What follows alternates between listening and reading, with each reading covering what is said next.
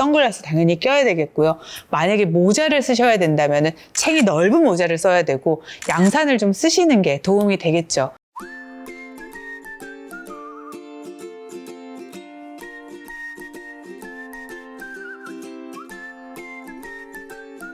안녕하세요. 건강지킴이 건강수사반장 전지혜입니다.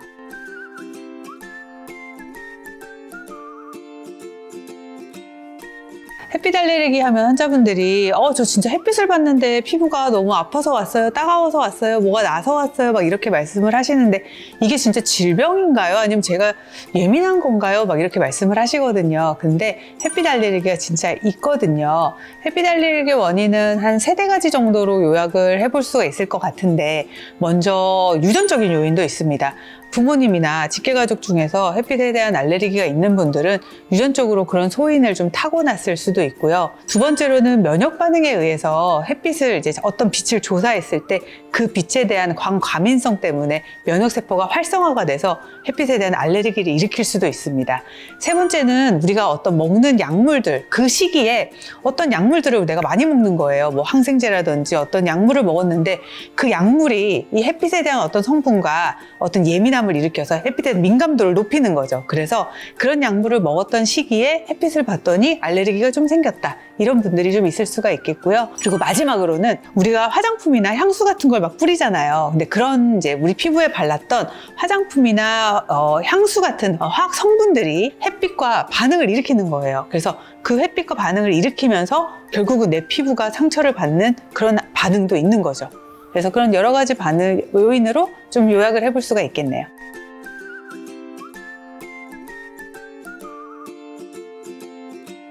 네, 알레르기 반응의 보통 일반적인 증상이라고 보시면 되겠고요.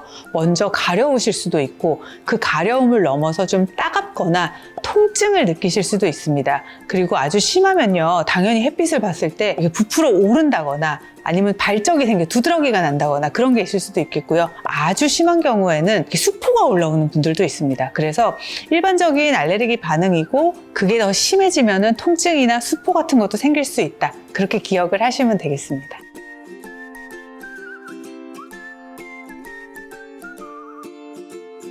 사실 햇빛 알레르기는요, 환자분들이 사실은 햇빛 알레르기가 딱 있을 때 저희한테 오는 게 아니라 어제 놀러 갔는데 햇빛 알레르기에서 자기가 너무 힘들었는데 병원으로 다음날 찾아오실 때는 그래도 조금 가라앉고 오시는 경우가 많은데, 그런 경우에도 저희가 얘기를 듣다 보면 그 상황이 어땠는지, 예를 들면 아주 직사광선에 노출이 됐다든지 아니면 야외 활동을 갑자기 많이 하셨는데 선크림도 안 바르시고 그런 상태였다든지, 이런 자세하게 문진을 해보는 병력 청취 과정을 거치면요, 이분이 진짜 햇빛 알레르기가 있을 것 같은 분이다를 한 70%에서 80% 정도? 그 정도는 유추를 할 수 있을 것 같아요. 그래서 제가 봤을 때는 가장 중요한 거는 환자분과 면담을 하면서 얘기를 많이 들어서 그거에 대해서 단서를 많이 찾는 게 가장 중요할 것 같고요.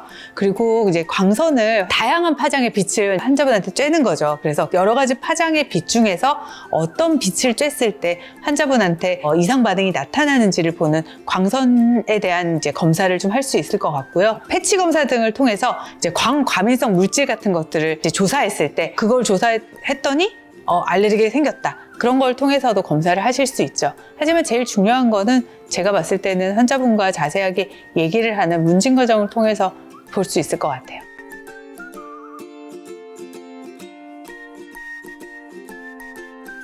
병원에 왔을 때는 치료하는 방법은 환자에 대한 교육이 있을 것 같고요. 환자에 대한 교육 다음에는 증상을 조절하는 치료가 있겠죠. 알레르기는요, 제가 저번에 다른 유튜브 찍을 때도 제가 한번 말씀드렸던 것 같은데, 알레르기는 원인 물질에 의한 반응이거든요. 그래서 알러젠이라고 하는 알레르기 원인을 피하는 게 가장 좋은 방법이에요. 그러면 햇빛 알레르기면 그 원인 물질을 최대한 피하고 접촉을 최대한 덜 할 수 있도록 교육을 하는 게 햇빛을 피할 수 있는 방법, 그리고 덜 할 수 있는, 만약에 맞닥뜨려야 되더라도 그걸 최소화할 수 있는 방법들을 교육하는 게 가장 좋은 방법일 것 같고요.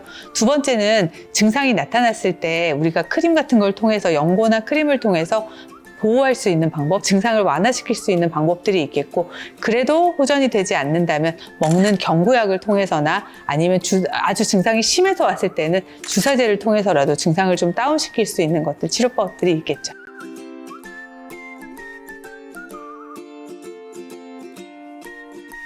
그렇죠. 그래서 햇빛을 안 보고 최대한 덜 보는 방법들을 알려드려야죠. 지금 이제 장마가 끝나고 햇빛이 쨍쨍한 아주 한여름이 오시게 되면은 환자분들 많이 아시죠? 일상분들도 많이 아시죠? 선글라스 당연히 껴야 되겠고요.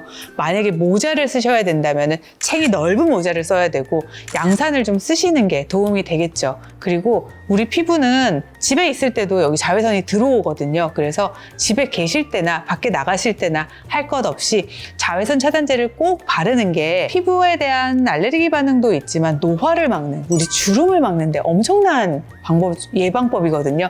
그래서 자외선 차단제를 꼭 바르시고요. 자외선 차단제는 우리가 이제 끈적끈적하거나 뭐 백탁 현상 이런 것 때문에 남자분들은 특히나 잘 안 바르시려고 하고 굉장히 얇게 펴바르시려고 하는 게 있는데 실제로 자외선 차단 효과가 되려면 우리가 생각했던 양보다는 훨씬 더 듬뿍 바르셔야 되거든요. 그래서 그걸 기억하셔야 되고 만약에 그게 땀으로 씻겨나가거나 아니면 활동을 하시거나 하면 한두 시간 뒤에는 다시 보충하셔가지고 다시 더 발라주셔야 자외선을 계속 차단할 수 있다는 거를 꼭 기억하셔야 될 것 같아요. 오늘 말씀이 도움이 되셨다면 좋아요, 구독, 알림 설정 부탁드립니다. 감사합니다.